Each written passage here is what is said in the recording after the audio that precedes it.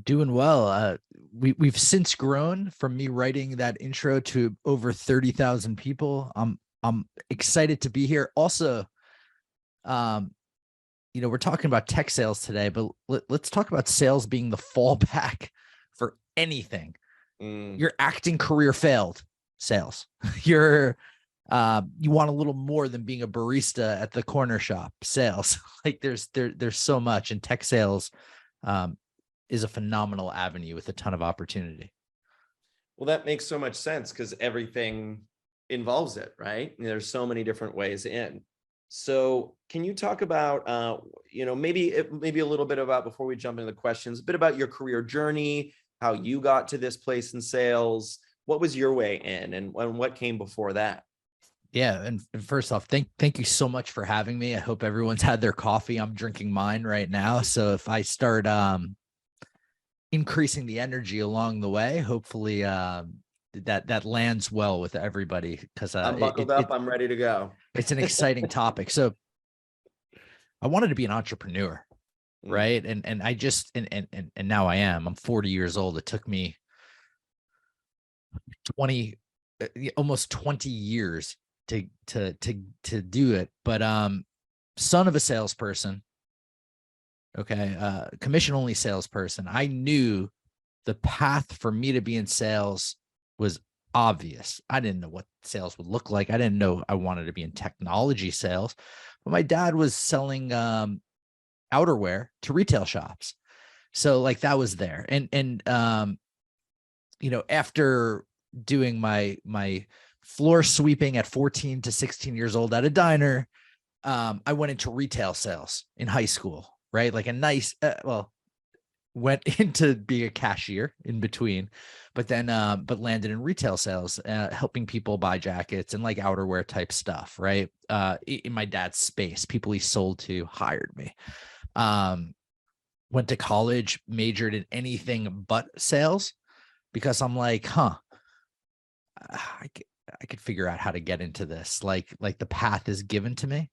And let me refer, like I saw the path easily. Like it wasn't that it was necessarily given to me, but because I'm the son of somebody in sales, I saw it clearer than people that don't have it around them, right?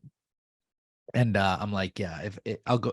And at the time, I'm like, I'll major in marketing at college if I want to go into sales, because I marketing wasn't for me, and I'm like, that's what salespeople major in, or at least I thought. So I'm like, I want to be an entrepreneur. I started an auto detailing business. Wasn't very revenue driven. TJB Auto Detailing as a senior in high school. I'm like, I want to be an entrepreneur.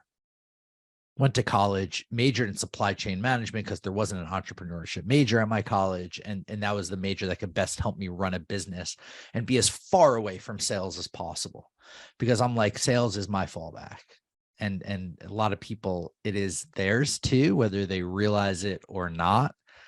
There's very few people that come out gung-ho about wanting to be in sales. And I bet those people had salespeople in their family, if they are, and saw them have success. But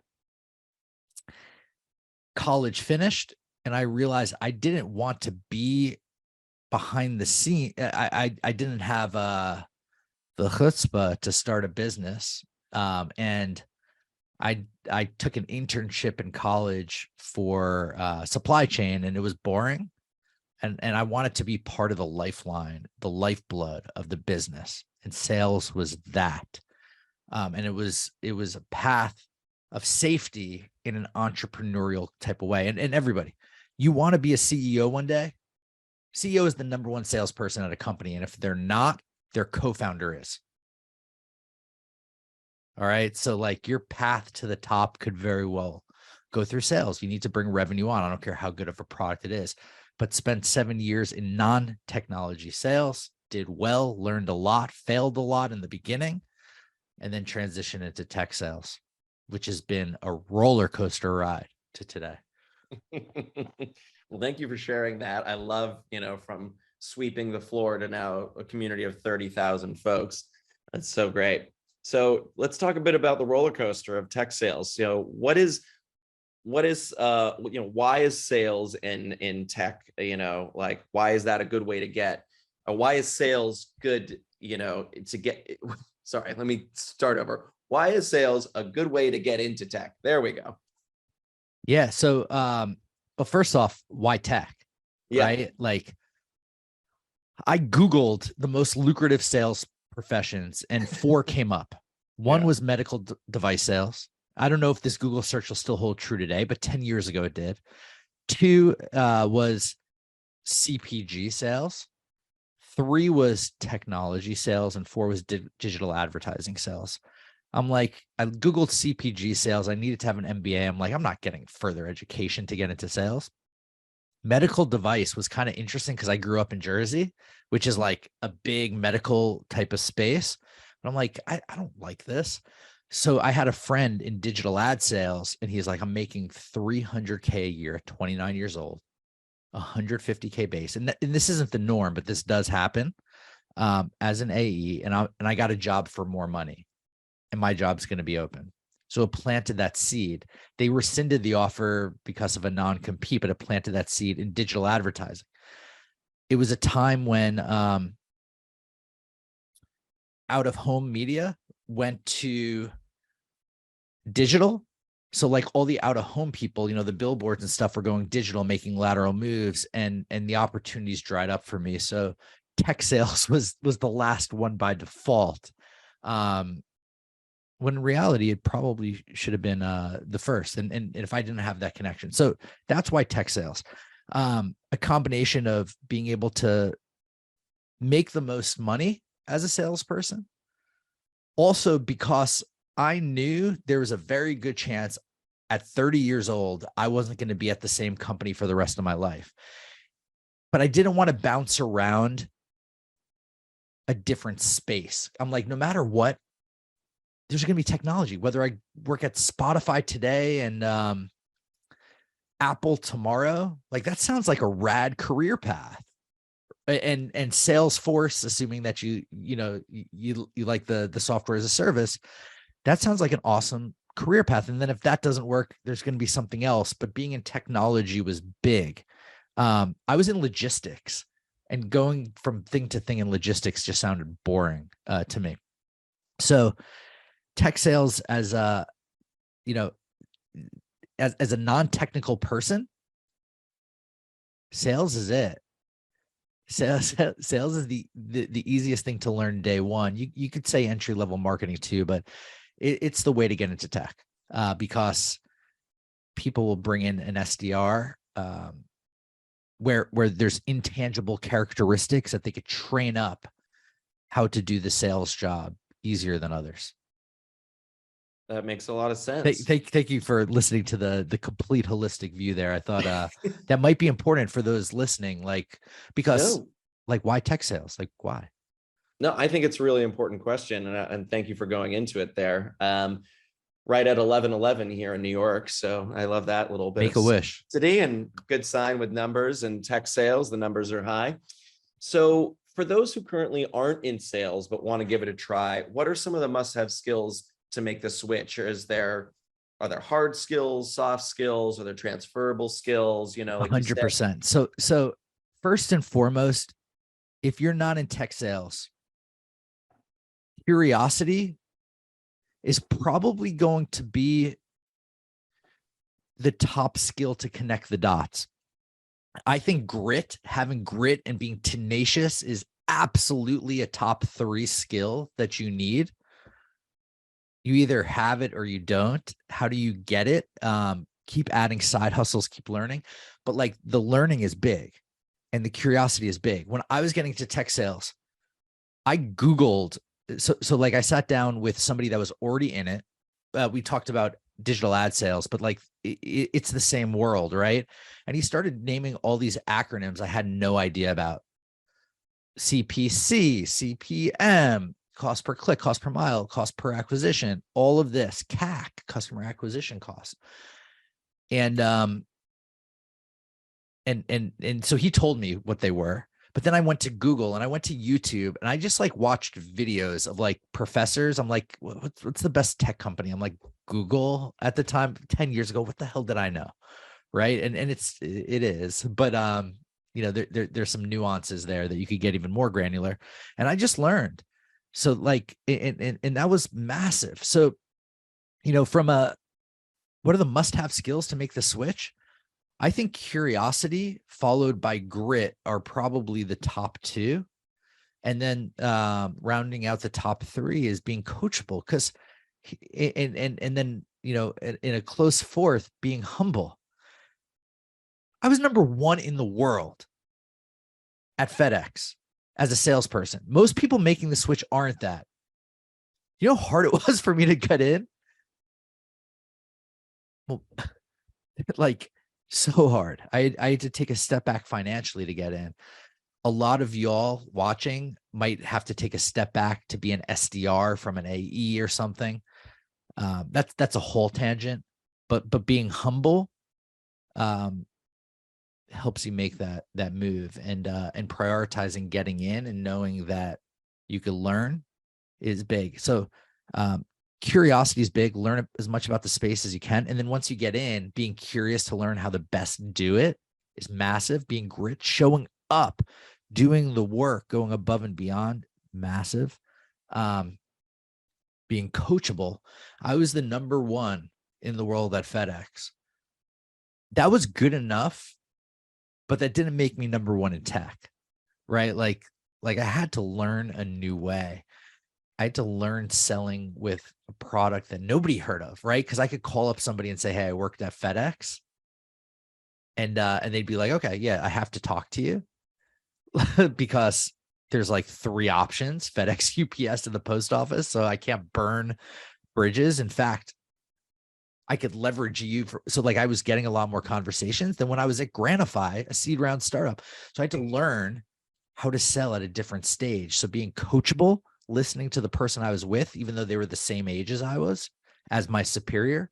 And that goes into humility, right? Because a lot of people going to tech, you're one of two types of people. You're either right out of college, or you're probably 30 or 35 or 40 making a career change. Those are like the predominant people, right? So like both, you need those skills. And especially if you're a little older with a little bit of track record of success in a not tech sales thing, humility is massive. And side note, it is for life. People really like humble people. Yeah, it's so important, when we can show a bit of humility, it creates, in previous talk this morning with Samantha Fennell, we were talking about empathy, right? Mhm. And in these conversations, with people, when you're bringing in your own humility, it can invite empathy, it can invite connection, and it can advance these connections to create, what ends up being a sales transaction. But we need to bring these different parts of ourselves in order for it to be successful. Would you agree? 100%. And empathy is spectacular. And I want to say something like, the question was, what are some must-have skills? I think empathy is a must-have skill as you get in and evolve and become the best. If you have it at day one, good on you. But it's something I personally learned. Okay. To be the number one at FedEx, I had an ego. I had a lot of bad like junk that needed to get removed. And but I was still number one, right? Like going into tech, there was like a lot of aha moments for a lot of reasons. Just because the environment is, I don't dare I say, ruthless. Like at any moment, it's very performance driven and stuff. So you get humbled. You get humbled on your journey, and a combination of you getting humbled and then realizing others um might be in the same boat as you. That's when the empathy starts coming in, and then and empathy is a wonderful trait. But I do believe it could be learned.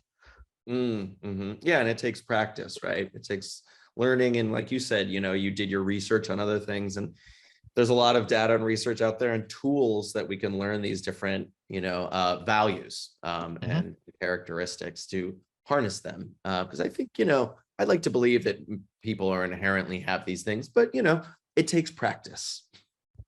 Yeah, I think everybody has the ability to get to the same level as any other person, but our experiences have shaped us, and Yes. um, and it's up to us to unlearn some of the bad stuff.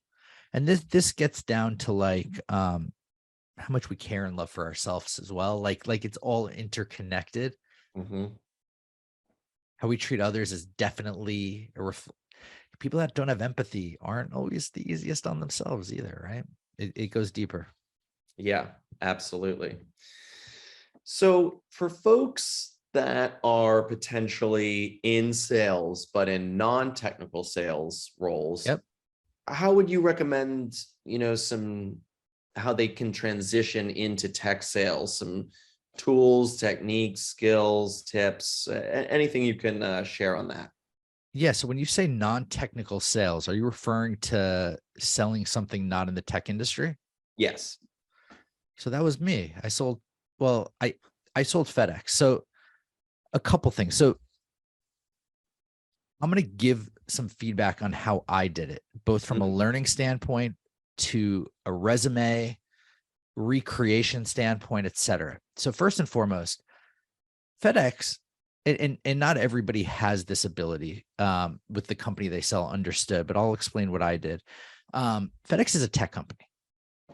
What? Oh, how do you track your package, ma'am, sir? Right? Like you go on a website. It's we haven't acquired anybody for that tracking technology. Our technology is probably better than most companies, but it's not looked at like we sold it. So I started switching that conversation. And like when I brought on somebody from UPS, we put computer systems in to help. Like, so I brought that. How did my resume, and I got some really good advice from a recruiter at the time. How did my resume best show that I transition or that I could transition? It was the first 4 lines. Okay. Line 1, exactly what I did. I sold shipping services, both domestic and international, in New York City. Okay. The clients I handled were this size to this size. Line 2, I called on the VP of operations, chief operating officer. See how I'm drawing the connection to people that the tech company might call on, head of operations, logistics people, etc. Line 3, logos I closed included Guilt Group, included John Hardy, included this, and this. Holy shit. Some of those are logos that a certain person or certain tech company would love to have. Line 4, how would I do compared to my peers? I was number 1 out of 10 on my team. I was 1 out of 500 in the country. I consistently was at 140% of quota. This person's a hustler. So those first 4 lines were critical because now, and then I help draw the connection to businesses that in tech that would find that useful. Because let's be real, a healthcare tech company or an ed tech company, they might say that's cool, but like that won't be as drawing the line as an e-commerce business, right? Why is an e-commerce business important? To get a product from your warehouse to your customer, which is 100% of your sales, you need to ship that. And holy cow, Jared worked with Guilt Group, which 10 years ago was an unarguable top 10, like when they're at 500 million plus in revenue, e-commerce business in the US. This guy's a baller and he has no tech experience, right? See how I did that?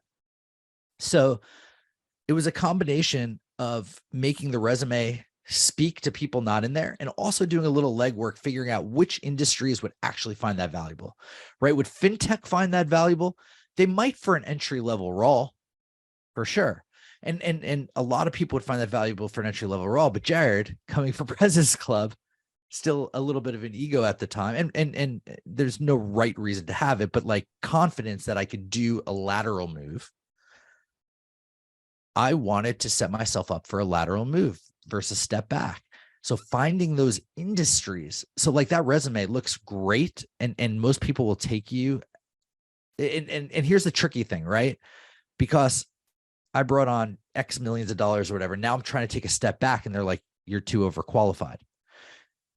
So you'll find somebody to allow that, but it's not easy. It's not easy. I don't believe that you'll work for 500, for 50 grand or 60 grand or 70 grand. Yeah, I will. It's hard. So finding that best lateral move and reaching out to companies in that space, right? So if you are in hotel sales, figuring out like travel tech, right? If you're a banker, figuring out fintech. If you're in education or selling some sort of education, ed tech, helping draw that connection is massive, And if you do it right, they'll see it. And that's super, super cool. So in addition to that, how to best transition today, be active on LinkedIn, be active socially. It sounds cliche. It's going to help you. And talk to people in the space. Soak up everything for free that you could find.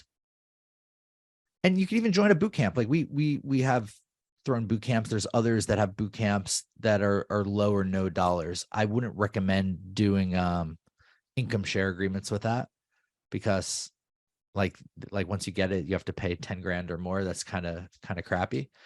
But soak up everything for free without and build a team of folks all trying to go in at the same time, and speak to people that you know that have made the transition before. From FedEx, I had people that went to LinkedIn before, and I'm like, I would love to go to LinkedIn. But that didn't happen. So early stage was also more likely to let me in as well. So I hope that helps. Oh, absolutely. There's so much good stuff in there. And I'm curious, we have about 5 minutes left. For folks that are looking and job hunting, maybe they're making their switch, maybe they want to make a lateral move. How do folks, and this is a personalized question, I imagine, how do folks, know what the right tech company is? Like you said, there's so many different ways in.